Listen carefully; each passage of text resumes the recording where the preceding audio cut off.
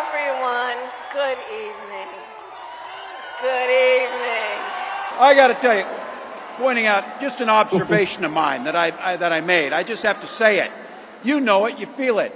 These guys are creepy, and yes, just weird as hell. That's what you see. That's what you see. Dome's voice is so hard to listen to. Isn't it hard to listen to? Anyway, let's talk about the weird thing. Caitlin Sinclair, official spokeswoman of Turning Point Action, joins me now. Caitlin, the weird thing. J.D. Vance is weird. They're weird. This is weird. I am not a young voter. You are a young voter. And I am told repeatedly that this kind of branding works with young voters. Now, I don't expect it to work on you, but does it? Jesse, to me, this whole weird tactic is like ex-boyfriend level projection, right? We all have that ex-partner that was an expert in gaslighting. And to me, having liberal snowflakes calling conservatives weird is just simply that. So let's break this down. You have Tim Walz calling conservatives creepy and weird. This is the same man that signed laws into place requiring tampons to be in men's bathrooms, the same man that thinks it's okay to chop off children's private parts, and the same man that wants pornography in our schools. Jesse, this is the same party that gets upset when you use the wrong pronouns, that thinks purple hair looks good, and that was willing to be experimental lab rats and take about 20 to 30 experimental jabs. So I don't know what's more weird than that. But let's get this straight. The Kamala Harris camp, Tim Walz now calling us weird, is the same tactic they used back in 2016 with Hillary Clinton calling us deplorables. So you're asking if this is working on young voters. You know who this is not working on? It's not working on the American that can't afford groceries. It's not working on the American that can't afford gas. It's not working on the American who can't afford to buy a home. It's not working on the American that believes there's only two genders, does not want to transition their kids at a young age, and believes in the America First agenda, Jesse. Yeah, I dated a girl with purple hair once. I wish I hadn't done that. Let's talk I'm so about sorry. Gaslighting. Let's talk about gaslighting really quickly, because you brought up that term. People don't understand, because they're not involved in the political world in the way we are, how many people they see online, social media, which is obviously huge now, are paid. Mm-hmm. So many of these Kamala Harris fans all of a sudden are paid to do it, and it works. It creates a momentum. That's why they do it. This stuff can be very effective. Even a garbage candidate like Dome can be made to look popular and like it's the new thing if you pay enough big accounts to do it. Yeah, so I think in this highly curated world of social media, we have to make sure that Americans are seeing past this, especially the young generations. You have Kamala Harris alongside the DNC propaganda machine, which we call the media now. We all know that there's no such thing as media now in this country, especially when it's just propagandist heads they're just talking heads, Jesse. They're undiagnosed mental illness folks that are just talking heads for the DNC. And so 2.5 weeks ago, this was the same media that was telling us, because of how historically unpopular Kamala Harris was at the time, that Joe Biden was going to try to replace her. This was the same media that told us the 2020 election was the fairest and safest election of our lifetime. The same media that told us just 20 days ago that Joe Biden was a complete legitimate candidate and there was nothing to see here. And now, all of a sudden, the script has flipped, and the love that we are seeing for Kamala Harris coming out of the mainstream media is not real. It's completely fake. And now you have her campaign that is trying to buy rappers, buy streamers, buy whatever Instagrammable influencers they can to come twerk at their rallies and take cringeworthy selfies. I don't know who that's fooling. I don't know who that's going to fool. I don't know. Maybe we should have twerking. No, I don't think we need that at our rallies. But we do need to chase down ballots, Caitlin. That is obviously something that is very real. Whatever people think about elections, chasing ballots where it's legal is something that we have to do, and we have to do it very well because they do it very well. I don't expect us to be the professionals that the dirty communists are, but are we getting better at that? The view from the ground, what is it? Well, I'm here in Arizona working with Turning Point Action. And from our standpoint, this is what this game is all about. And we are doing all of the groundwork, all of the grassroots, Jesse. And it's so important because guess what? This is how we win elections. You don't win elections by having great rallies, big rallies, having an American flag in your front yard and posting on TikTok, twerking and complaining on social media. You win rallies by registering voters, and you win elections, by registering voters and chasing those ballots. And that's what we're doing here at Turning Point Action. You saw the primary with Kari Lake just last week, that amazing win. And we're so proud to be involved in doing everything we can to making sure that folks are registered to vote, that you're engaging in your community, you're having these hard conversations, you're getting involved, because we cannot have November 5th come around and have any American out there that's going to take to Twitter to complain or be upset in the results if they had nothing to do with saving their country and getting involved. So we say to everybody out there that Donald Trump is not there to save you if you don't do anything to save him first. You have to get involved in this fight. There's many ways to do that. You can download our app, Turning Point Action. Go online, turningpointaction.com. We have our Chase the Ballot initiative, Jesse, which is basically encouraging all walks of life to get involved in this movement, to help us chase ballots, to help us have one friend, have a barbecue, have a pool party. I don't know, have these conversations, make sure that all your community members, all of your friends, all of your family members are registered to vote, and then chase those ballots. But Caitlin, what if I'm not in Arizona? What if I'm stuck in some commie hellhole like California, or I'm in a blood red state like South Carolina? Well, then we pray for you. Participate? No, I'm kidding. I'm kidding. Well, I am a born and raised New Yorker, still spend a good amount of time there, and that's okay. There are still ways you can get involved. We have postcards, we have phone calls. If you download our app, you can see the areas that you're in, Jesse, and you can see the low propensity voters in your area. We make it very easy. Technology is amazing these days, and that's, again, the Turning Point Action app that you can download. No matter what city and what state you are in, there is something here at Turning Point Action for everyone as far as making a difference, as far as getting involved in your community and being around like-minded people. So we have our coalitions. You can go to coalitions.com to find out more about that. And Jesse, we have coalitions for something for everyone. We have a faith coalition, we have a moms coalition, Black America coalition. We just launched our Gen Z coalition. So again, we're really engaging people from all walks of life to get involved in this movement. And it starts simply by just downloading an app and having one conversation a day. There are a lot of things to dislike about men and women's sports. Pretty much every part of it is sick and gross and wrong, changing in their locker rooms and things like that. It just gives me the EBGBs, I guess. But it's the combat sports portion of it that really freaking irks me. Now we've got dudes beating the crap out of ladies in the ring, and just I don't know, maybe it's just the guy in me. It makes me want to hurt somebody. I can't stand it. Speaking of hurting somebody, let's talk to the former heavyweight freaking champ, David Nino Rodriguez, executive producer of Nino's Corner podcast. David, this is definitely your sport, not my sport, but I just cannot believe we're in a place where women are forced to take shots in the face from dudes in the ring. It just blows me away, man. No, it's disgusting. You're absolutely right about that. I saw this coming a few years back, with the whole LGBTQ movement and men who transition into women, jumping into women's sports. I was like, very soon, very, very soon, this is going to give way to sports like my beloved boxing, UFC, things like that, or combat MMA. I don't think Dana White would allow it in UFC, but I've been surprised before, but I don't see Dana White doing that. But the fact that boxing, especially Olympic amateur boxing, is allowing this to happen is a disgrace to my sport. It's a disgrace to our species. It's disgusting, and you're gonna see somebody get badly hurt or killed. Oh, that's what drives me crazy. It can be so and here's the, dangerous. Let me just say one more thing. There's many times I've been in the locker room where I've seen people collapse with a blood clot. I've seen this firsthand more than 30, 40 times, okay? I have watched people die. This happens more often than not in boxing. The consistent head trauma, the consistent head blows to the brain, to organs within the body, to the liver, to kidneys.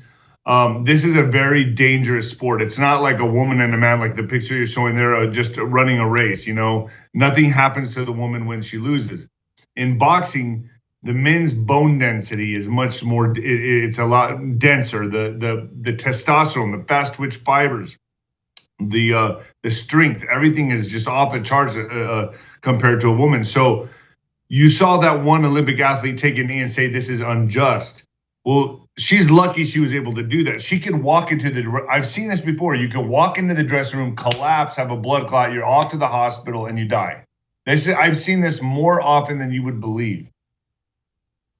So this is sickening. This is something I can't believe this is happening in my sport and at an Olympic level. But when you understand the agenda, when you really understand what the globalists are trying to do here and cause this mass type of confusion and chaos, it's what the doctor orders. So you know that this is all part of the agenda.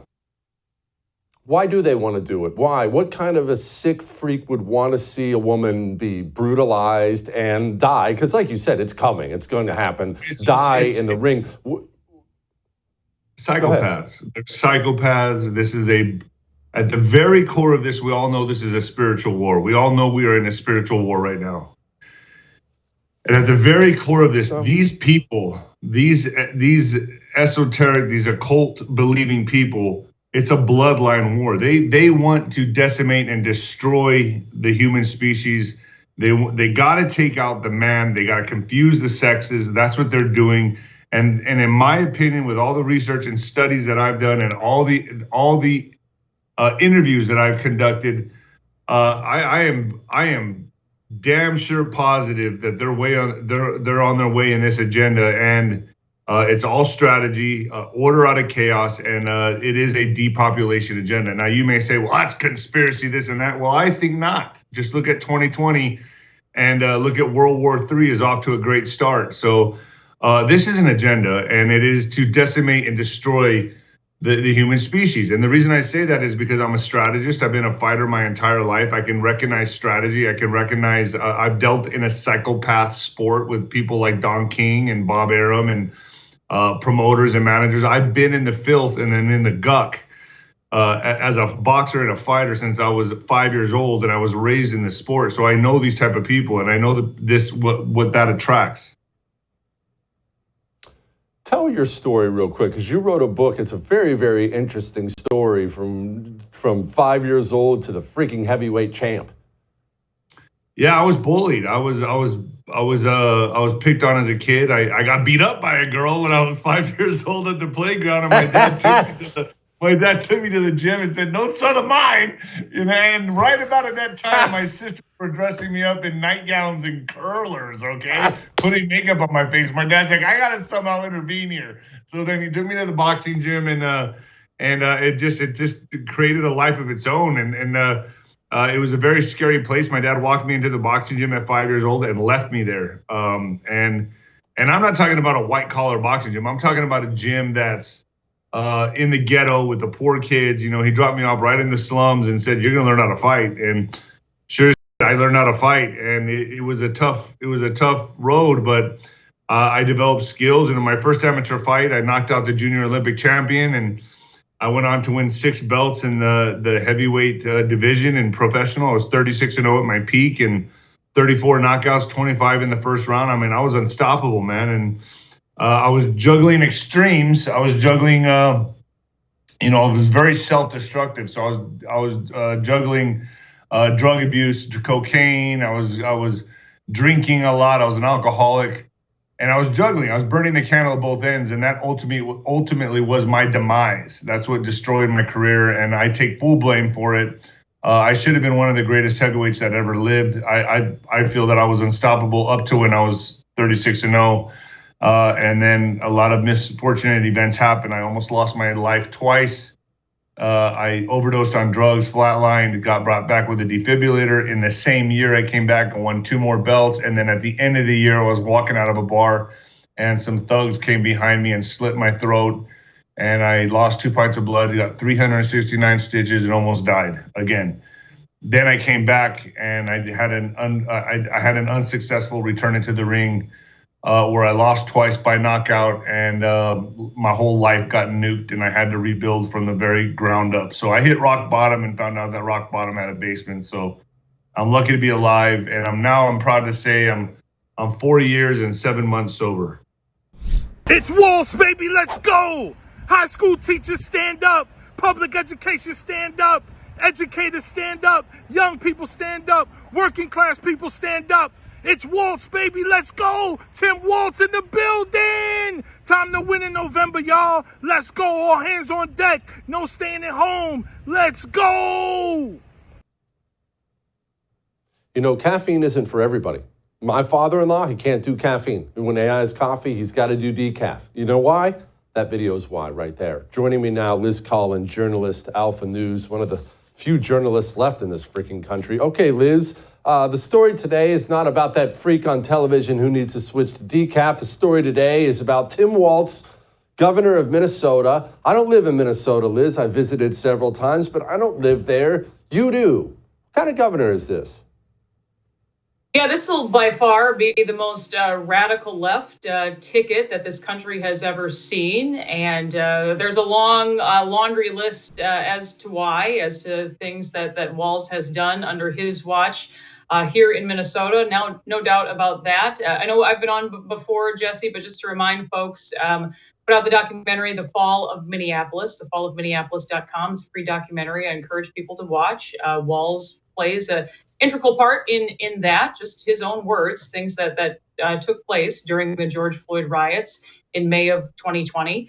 He stalled in calling in the National Guard. So instead of getting this under control, he helped to fan the flames, destroyed or damaged 1,500 businesses, $500 million in damage, police department that has dwindled by nearly a half. Not only that, though, we have some of the most radical abortion laws in the state of Minnesota. We're considered a trans refuge state. Kids can go ahead and change their gender here without parental permission if their parents refuse to give them so-called gender affirming care. We've had $250 million in fraud alone under what was known as the Feeding Our Future scandal under Walz's watch. The largest COVID-related fraud in the country. That's right here in Minnesota. Again, I could go on and on about many highlights when it comes to this guy. Liz, if you wouldn't mind, I want to stay focused on the St. George Floyd riots. Of course, you did make that wonderful documentary. We've talked about it before, but I want to focus on Walz. I got to remember to call him Walz and not Waltz. Walz in his role in all this, because he was far from just sitting on the sidelines quietly. He was pom-pom waving for these people, wasn't he? Oh, absolutely. There are many press conferences where he talked about, this is righteous anger, encouraging these groups to basically continue what they've been doing, making this all about, race from the beginning, when we know that race had nothing to do with this. And why then, under his watch, did they go ahead and hide the body camera footage from all 4 officers that were there that day? That's never happened in Minneapolis history. We also know that the Minneapolis police chief called in the FBI that night of once Facebook videos started circulating, and Walz was privy to all of that information as well. So he not only delays the response of the National Guard by several days. Finally, the rioting gets under control once they are called in, but then he refers to them as 19-year-old cooks. What are 19-year-old cooks going to do? When they come to Minneapolis to set up to protect people's homes and businesses. So really quite wild, the things that continue, frankly, to come out of his mouth. I know we've been busy over at Alpha News just trying to keep up with some of the radical things he continues to say. You have been busy over at Alpha News, including reporting on pandemic fraud. What was this about? Yeah, so this is that $250 million price tag. So basically, this is some sites that were set up fraudulently all across the metro area here in the Twin Cities. And basically, people submitting for reimbursement for meals that were never served from these sites. They were saying they were serving thousands of kids during COVID at different sites. Well, that wasn't happening. Instead, they were pocketing this money from the state and federal government and buying homes and boats. Really quite wild. Nearly 70 people were charged in the wake of this fraud, and some have now been sentenced. The first round of trials took place. During the trials, I should mention, somebody went ahead and bribed a juror, left a bag of money on their front door. These are things that you can't even make up, that have happened all under Walz watch. Okay, Liz, I want to ask you, you brought up the National Guard. I want to ask you about Walz's National Guard history, because stories are circulating today. I'm sure you've read them. Heck, it's you've probably reported on them, about Walz when his National Guard unit was about to deploy to Iraq. What did he do? Yeah, so this came up back when he was running for re-election as governor, and I think Alpha News was the only outlet to even report on this. And his unit has been trying to get attention about these lies that Walz told even back then. But this is back in 2005. He was about to be deployed to Iraq. He was the highest-ranking non-commissioned officer in his unit, and he's given the role of a command sergeant major at that time. Well, about 6 weeks after getting word that he was to be deployed, he decides to retire. So leaving this unit before their deployment. So I spoke to the man who took his place, Command Sergeant Major Tom Behrens, about all of this a couple years ago.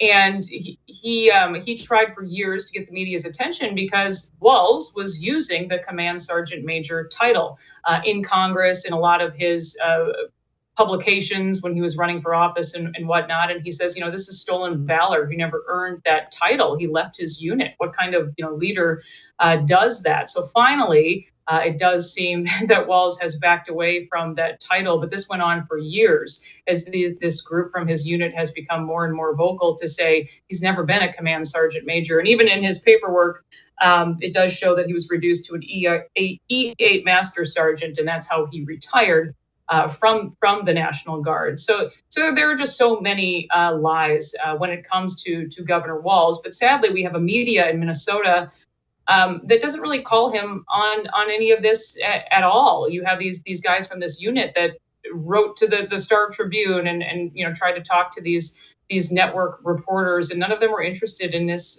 story at all.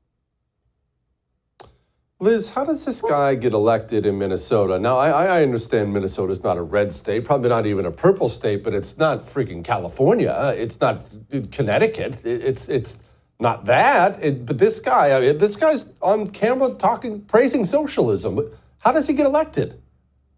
It is amazing. He's a bit of a chameleon. I think that has shown. He's not from here. His wife has ties to this area. He left Nebraska after getting a DUI and lying to the police, going nearly 100 miles an hour, saying he was deaf in one ear. There's a long story about all that. So he was fired as a coach and educator back then after, I think, blowing a .12 during that DUI, and then having to kind of start all over in Minnesota, where he was an educator in Mankato. It's interesting, even his congressional district, this area that covers Mankato, where he was a teacher for nearly 20 years, did not vote for him again as governor, because they got to know him and they were sick of, how he would flip-flop and, just be this different person. So in many ways, this pick does seem to make sense because he has been manipulated before. I don't think really anybody knows who the real Tim Walz is.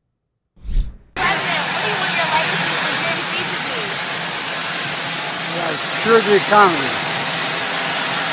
When are you going to and the environment, and a few other small things. That aged well. Joining me now, I'm sad to say, even though I love her, Carol Roth. She's the author of many books, but one you might want to pick up pretty quickly here. You Will Own Nothing. Carol, okay, we all woke up today. Everyone made the horrific mistake of logging into their 401k, if they were allowed to do so, and started crying. I don't understand what's happening. I don't understand why it started in Japan. I don't just pretend like I know nothing about the economy. Carol, what happened today? All right, I'm going to have to dig deep to pretend you know nothing, Jesse, but I'm going to do my best here. All right. So basically, this has been going on, honestly, for a few weeks. We had markets that were just soaring to crazy, crazy highs. And that was led by a group of 7 stocks, the magnificent 7 tech stocks. And I think that one day investors woke up and not only realized that they were overvalued, but that in order for all of the AI hype that has been pushing up these stocks to come to fruition, that businesses were going to have to spend a ton of capital to make that come true. And so there was a bit of a repricing, more than a bit of a repricing. We wiped out trillions of dollars of value. Magnificent 7 over the past week has lost about $1 trillion of value. So that kind of kicked things off. Then middle of last week, you had Jerome Powell come out.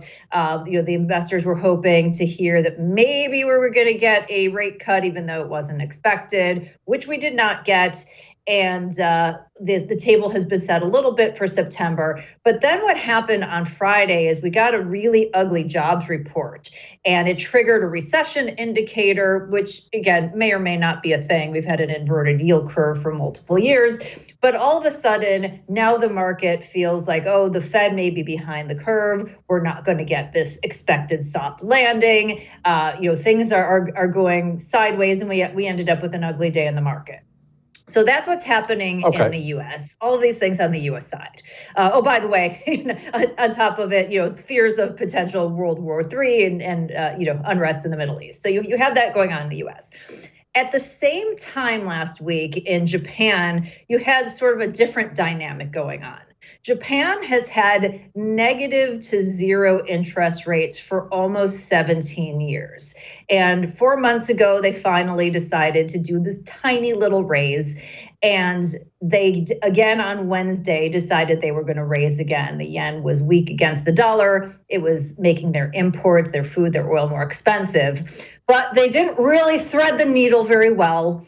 The yen got very strong. And all of a sudden, that kicked off what is calling the Japan reverse Japan carry trade. And basically, in very simple terms, people have been borrowing in Japan because they've had zero and negative interest rates at these very low rates. We've heard this story before. They've plowed that money into things like the yen, like stocks, whatever, shorting the yen, buying stocks, perhaps some of the tech stocks we have. As these things change dynamics, as the yen strengthened in price, as some of these tech stocks decreased in value, all of a sudden what happens? You get margin calls. Oh no, we have to panic sell things. And then once that happens, that kicks off another layer of margin calls and the selling begins selling. And then all of a sudden you had Japan's stock market down almost 12.5% in their first day of trading of the week, our overnight last night, which was the second worst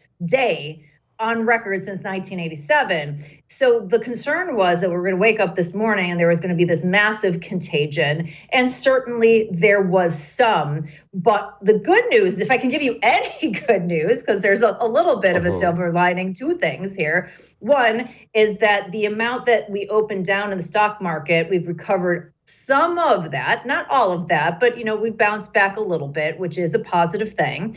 And then on top of it, we're also up massively for the year. I mean, even with the pullback in technology, the NASDAQ is still, over the last 52 weeks, up about 30%. The S&P 500 up around 27%. So yes, it is an ugly day, and we never like to see these big down days and these contagions, but it isn't, the big bloodbath that I think everybody expected that it might be and was worried that it might be. And I don't think, and I hope I'm right, that this is the undoing of everything. I think that this is going to take a little while to unwind. And this isn't it yet. Not to say that there won't be an it yet, but this isn't it yet. So hopefully that gave some clarity, Jesse. Okay, it did, and it gave some hope. Could you maybe indicate for us why things stabilized a little bit? We were all crying in our Cheerios this morning, and obviously it still hurts. I'm not being dismissive about somebody losing $100,000 from their retirement account, but it didn't continue free falling all day. Why? What happened?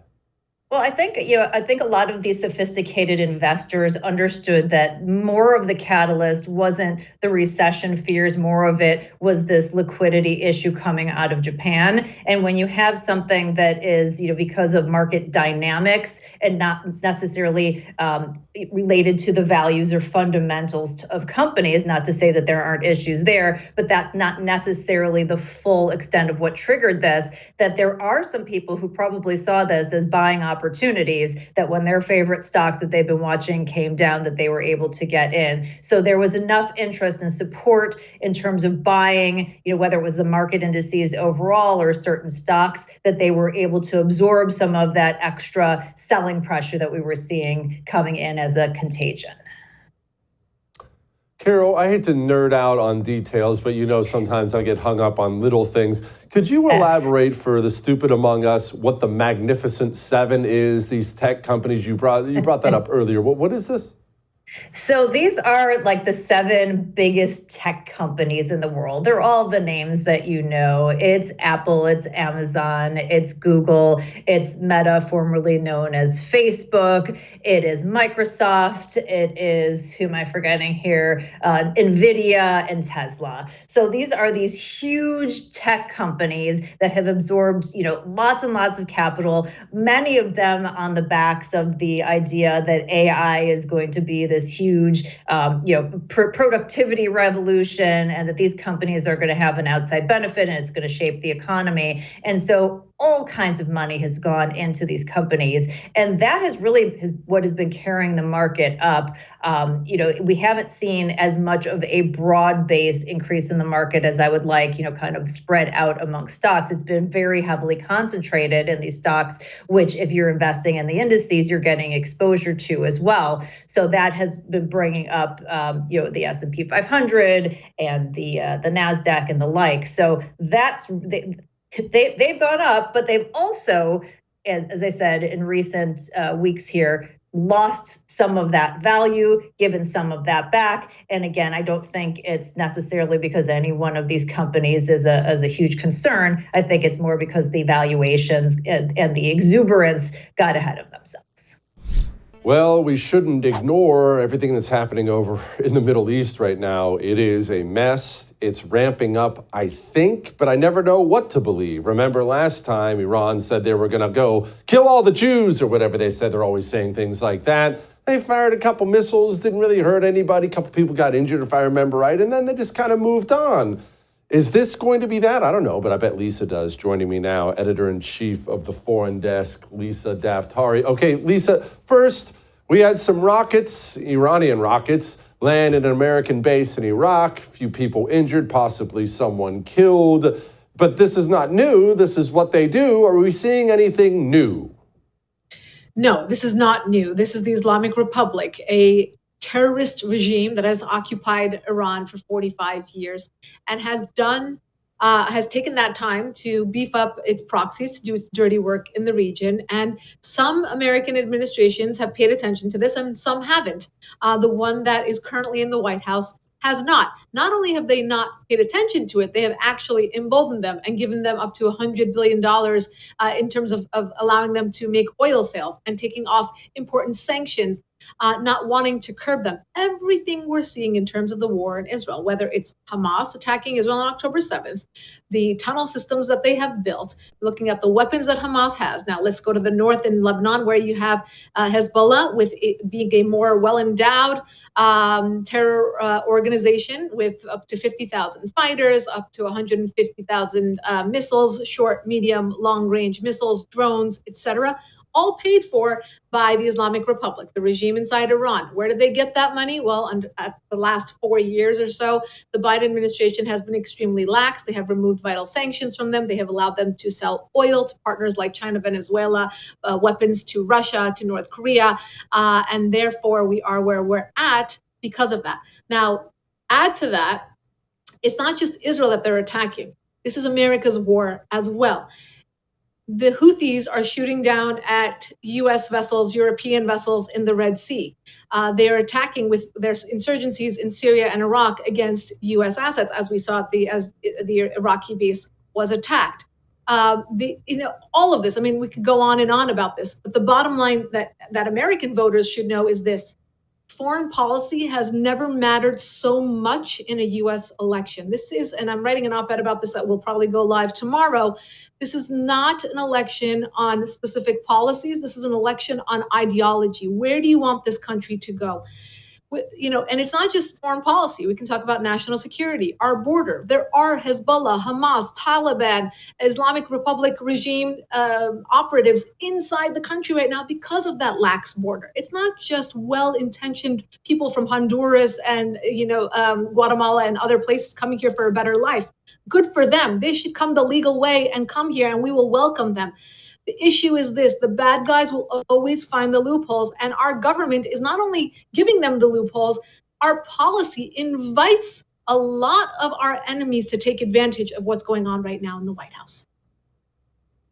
Lisa, could you explain as best you can, because it gets confusing for everyone, myself included, why in the world the Biden administration, honestly, and the Obama administration before them, why they are so kind to a country that has declared themselves over and over again to be our enemy. It's not like Iran, to their credit, it's not like they're shy about it. They're not doing it behind our back. They hate us. They admit they hate us. So why be kind to them? Right. It's the $100 billion question, right? The amount of oil that the Islamic Republic is selling. It truly is the question. Look, before Obama became President Obama, he campaigned on normalizing relations with the Islamic Republic. Before Biden came into the White House, he said, forget the deal that Trump ripped up in May of 2018. I will get right back into that Iran nuclear deal. Why? Why, without contingency, would you announce to our enemies that we want to make nice with them and that they have the upper hand in negotiating that deal? It never worked out because their requests were so egregious that even this White House couldn't agree to that. But they wanted it. This Biden White House wanted another Islamic Republic nuclear deal to be the crown jewel of their foreign policy, just like President Obama felt that that was the crown jewel of his foreign policy. There are a few reasons that I can point to. Look, this philosophy, ideology, whatever you want to call it. It started actually with President Carter. He's the one who ushered in the Islamic Republic. If you talk to any Iranians who are upset about this revolution happening in Iran, upset about the Shah being toppled and this government coming in, they will equate their grievances with President Carter really having a hand in the toppling of the Shah. And of course, it's very nuanced. There's a million other factors here, but we all have to agree that the posturing of the American president or the White House has a lot to do with how the dominoes fall all around the world. That is why it's so important to look at President Carter's role in ushering the Islamic Republic into office in 1979, and then looking at President Obama and why he was so kind to the Islamic Republic and allowed them, by signing a meaningless piece of paper in the JCPOA, the Iran nuclear deal, how they got so much money and were able to, again, continue on with their weapons program, despite the fact that they were, in this contract. What does that paper really mean to them? What does that contract really mean to them? We're dealing with a terrorist regime that where diplomacy means nothing. Now, these three Democrats who I mentioned, they want to use diplomacy to normalize relations with a regime that cannot be trusted. And that is exactly why, love him or hate him, for the 4 years when Trump was in office, he enforced a maximum pressure campaign against Iran's regime, where there were meaningful sanctions, where we pulled out of the Iran nuclear deal. We, marginalized them to the best of our ability for them not to be involved in the global economy, et cetera. And it worked. You saw all around Lebanon, for example, there were charity boxes for Hezbollah. They were trying to collect money in charity boxes in supermarkets. Now, juxtapose that with the saber rattling that Hezbollah is doing right now. It feels rich. It feels well endowed. It has the missiles. It has the weapons. It has become emboldened, again, by the head of the snake, Iran's regime, giving them all these weapons, giving them the training, and then setting them on their way to attack Israel. So that is why we are at where we're at. You've heard me talk to you many, many, many times about America's Christian church, about the failings of America's Christian church. The apathy of Christians in this country is something that makes my head explode. and the pathetic weakness and oftentimes open corruption of America's pastors, elders, leaders. It has gone a long way to gutting this country. And I'm really, really glad Megan wrote the book she wrote. Joining me now, reporter for the Daily Wire and author of the book Shepherds for Sale, Megan Basham. Megan, you wrote the book on this. This is something I rant about so often. There is so much poison coming from the pulpit today, and it freaking steams me. Well, yeah, obviously I'll say it upset me as well. And it's part of why I started researching it and investigating what was going on.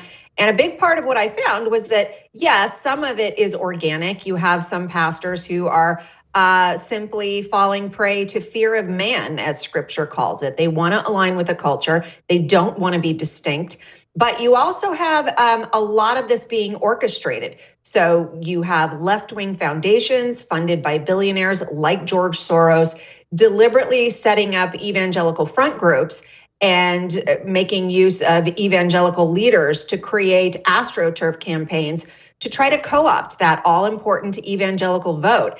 And, you know, for your voter or for your viewers who may not be aware, they need to know why all conservatives, all Americans, all patriots need to care about what goes on with evangelicals, because they are 30% of the American electorate. And even left-wing media outlets like The Atlantic call them America's most powerful voting bloc. They were the people who put Donald Trump in office. They are the people who have been holding back the leftist agenda on issues like anti-human climate change policies, on open borders policies, when it comes to immigration. And so it's very important what's going on with them. And that is why so much of this leftist effort has gone into co-opting their institutions and their churches so that that influence will trickle down.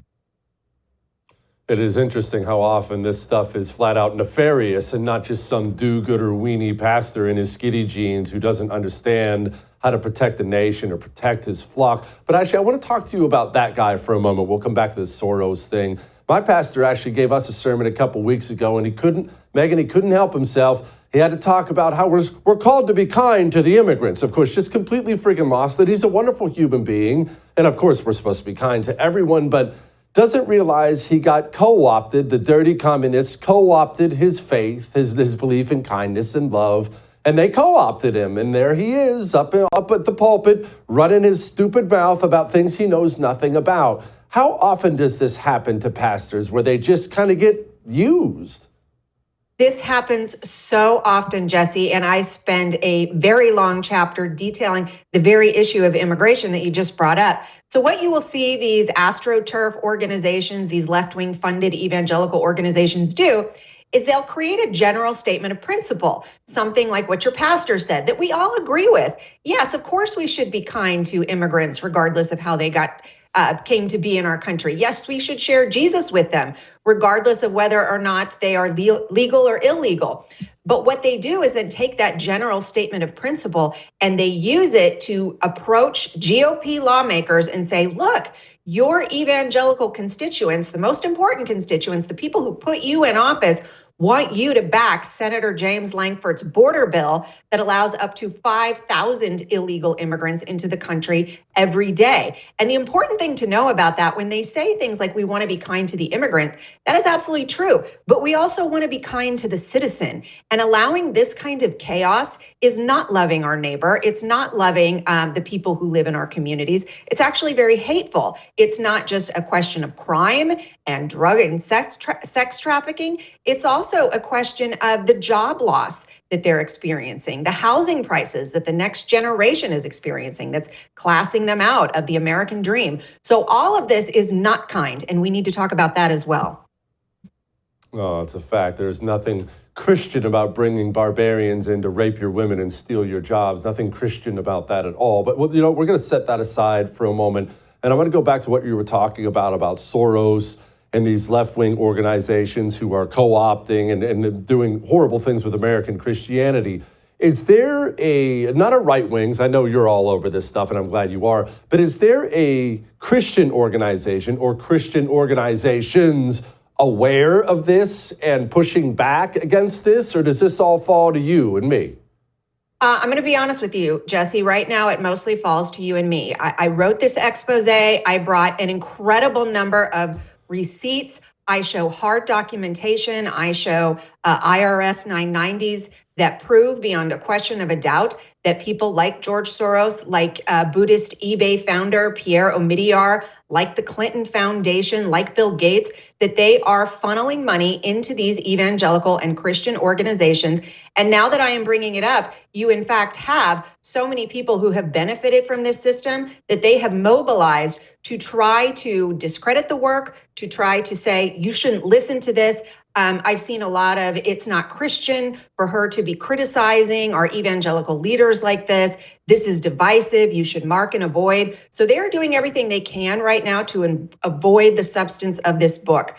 And all I can say about that is that is why it's important. And this is not just a plug for me, but it's important to buy it, be aware of this information, and start demanding answers from your pastors and from your ministry leaders, because the incentive system right now is all on respectably ignoring it. That is the polite thing to do, to pretend it's not happening.